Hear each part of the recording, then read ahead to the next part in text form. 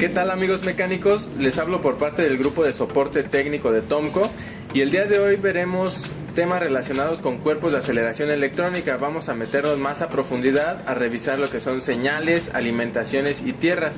En este caso vamos a revisar dos vehículos Volkswagen.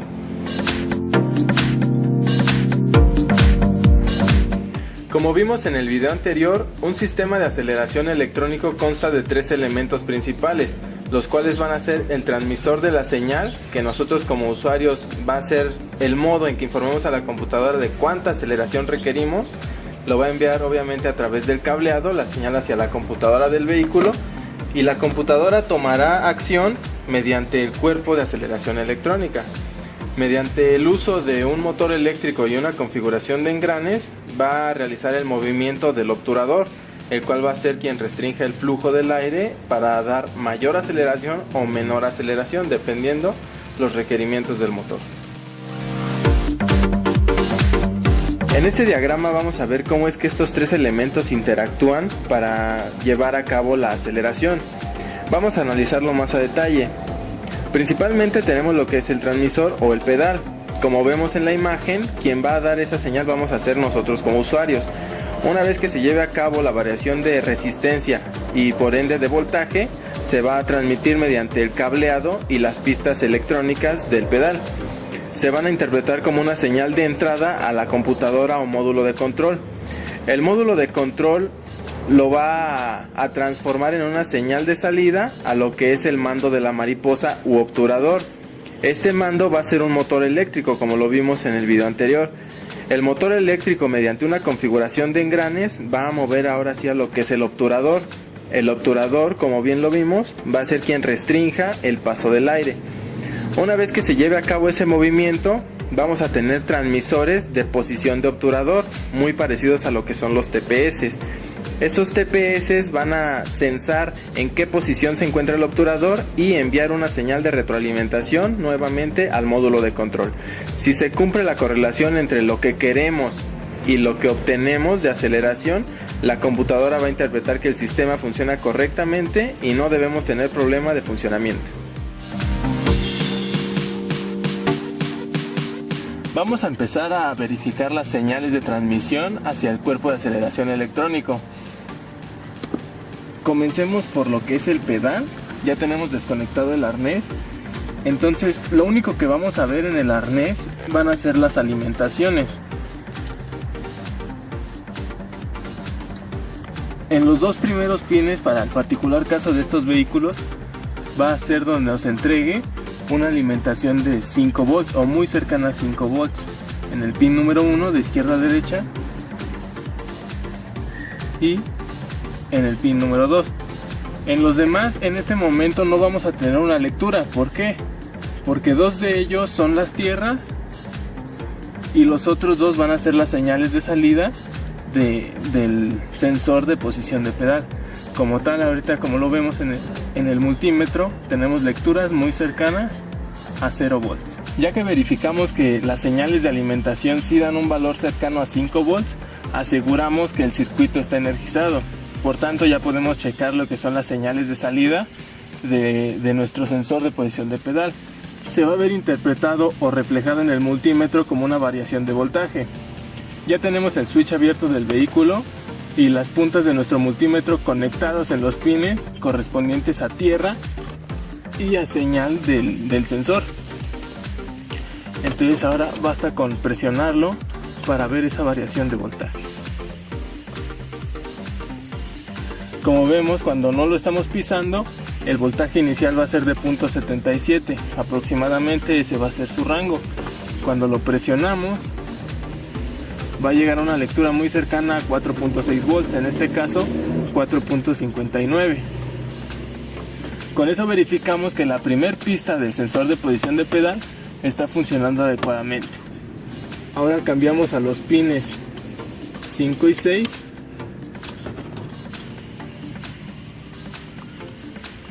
Que son los correspondientes a la segunda pista del sensor de posición. Pisamos y tenemos una variación de voltaje, pero si lo notan, no va a ser en el mismo rango que el primer sensor. Como lo mencionamos en el video anterior, debe de existir una correlación entre esos dos voltajes. Nunca va a ser el mismo rango para el sensor 1 y el sensor 2. En este caso vamos a ver que el voltaje inicial es de 0.39 y cuando lo pisamos vamos a alcanzar lecturas de 2.3 volts. Ahora vamos a verificar las señales que la computadora entrega al cuerpo de aceleración. Vamos a tener dos pines correspondientes al control electrónico para el motor eléctrico del obturador. Los 4 pines restantes van a ser una tierra para el circuito de los 2 TPS, por así decirlo, la alimentación y sus 2 señales. Vamos a comenzar con los pines superiores izquierdos, los cuales van a ser el control electrónico. Como lo tenemos desconectado en este caso, solo nos va a dar una lectura muy cercana a 5 volts, tomando tierra de chasis. El segundo tenemos el mismo caso, una lectura de 4.9 volts. El tercero ya va a ser la primer señal de lo que es uno de los TPS.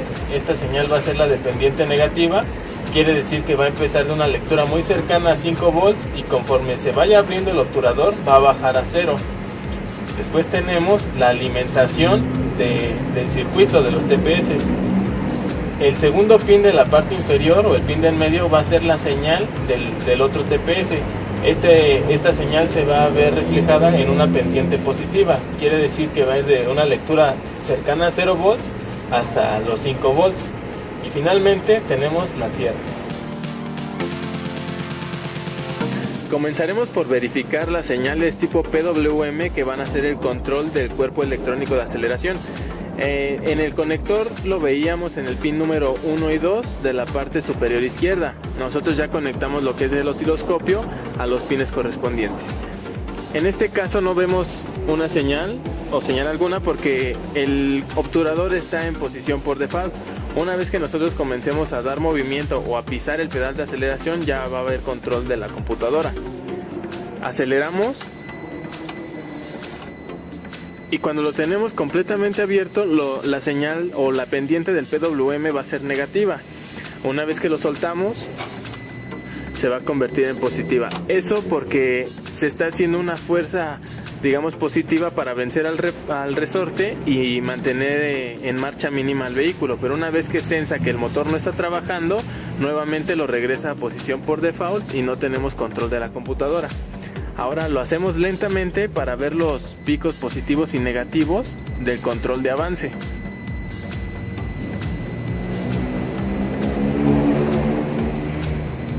Conforme vamos acelerando vemos que la señal tiene una pendiente negativa, pero con picos positivos para controlar ese avance, no es homogénea.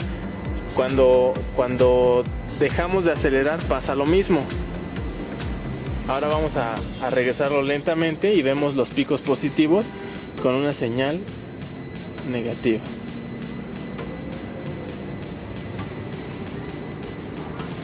De esa manera es que la computadora controla el avance o retroceso del obturador, apertura o cierre. Pero una vez que dejamos de acelerar, vuelve a quedar con picos positivos para mantenerlo en marcha mínima o ralenti. Y cuando regresa a su posición por default, nuevamente se eliminan las señales. Finalmente, vamos a verificar la señal de retroalimentación hacia la computadora que va a provenir del TPS, lo que es el sensor de posición de obturador. Ya va a venir integrado en el módulo de control del cuerpo de aceleración, ya no viene externo. Ya tenemos la punta del multímetro conectada en el pin negativo o de tierra del circuito. Lo que vamos a hacer ahora va a ser verificar la alimentación. Tiene que ser una lectura muy cercana a 5 volts, en este caso 4.98. Y vamos a tener ahora dos señales de posición de obturador. Ya no solo va a ser una, sino que esta vez vamos a tener una dependiente positiva y otra dependiente negativa, que como lo mencionábamos, una va a ir, en el caso de la positiva, de 0 volts o una lectura cercana a 0 volts hasta 5 volts cuando esté completamente acelerado.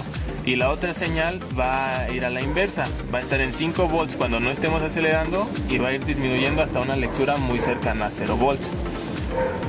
Vamos a verificar primero lo que es la pendiente positiva, en este caso el voltaje inicial o en posición por default va a estar en punto 81 volts y conforme vamos acelerando va a ir modificando ese voltaje.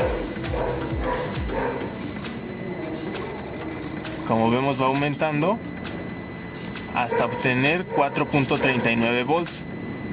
Y a la inversa, cuando vamos desacelerando, regresa hasta su voltaje inicial.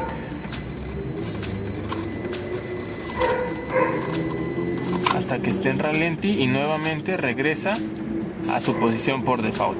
La otra señal va a ser lo contrario. El voltaje inicial va a ser de 4.18 y cuando aceleramos va disminuyendo hasta una lectura cercana a cero, en este caso 0.61 volts. Cuando desaceleramos regresa a su voltaje inicial. La computadora va a estar monitoreando la correlación de estas dos señales y pues su manera de hacerlo va a ser mediante una suma de voltajes. La suma de estas dos señales siempre le debe de dar una lectura muy cercana a 5 volts. Por decir, si el TPS1 está marcando 1 volt, el segundo TPS debe de marcar 4. Cuando está marcando alguno 3, el otro debe de marcar 2 y así, esa es su correlación. Recordemos que en estos vehículos, lo que es el caso particular de Volkswagen, Seat e inclusive algunos Audi, se llega a encender el foco de servicio del EPC referente al cuerpo de aceleración o al sistema de aceleración, pero no quiere decir que esté mal. En algunos casos simplemente es por un foco de stop fundido, el cual está perdiendo continuidad en el circuito y no sabe la computadora que estás frenando, entonces no lleva a cabo un control en la desaceleración. Es por eso que se enciende el testigo. No quiere decir que el sistema esté fallando como tal del cuerpo de aceleración. También cuando se tiene una descalibración o demás, cuando sí hay un problema con el sistema de aceleración, el EPC también enciende, pero ahora no deja acelerar a más de 1400 revoluciones aproximadamente. Si el vehículo nos deja acelerar y todo, pero sigue prendido el EPC, lo más probable es que sea problema con las luces de stop. Al dar mantenimiento al cuerpo de aceleración siempre se recomienda lavarlo, porque como sabemos está en contacto con vapores de aceite o con el aire inclusive de entrada, que a veces trae residuos. Todos esos residuos, basura y aceite va generando una capa que se va impregnando en el interior del cuerpo de aceleración. Esa capa, cuando ya es muy crítica, puede inclusive provocar que se atore el obturador. Por lo tanto se recomienda limpiarlo, pero únicamente con líquido dieléctrico, porque como vemos en el envase, este tipo de líquido se utiliza para circuitos y tarjetas electrónicas. Por lo tanto aseguramos que no se va a dañar lo que es el módulo de control electrónico. También hay algunos cuerpos de aceleración que implementan una capa de teflón en toda esta tobera para ayudar a que no se impregne tanto la suciedad, y si no utilizamos un dieléctrico o utilizamos un líquido más abrasivo, vamos a provocar que ese teflón se desprenda. Entonces ya con nuestro líquido dieléctrico lo que vamos a hacer es aplicarlo directamente al interior del cuerpo, y para escurrirlo que sea de manera descendente. Esto para que toda la suciedad no se vaya al control electrónico.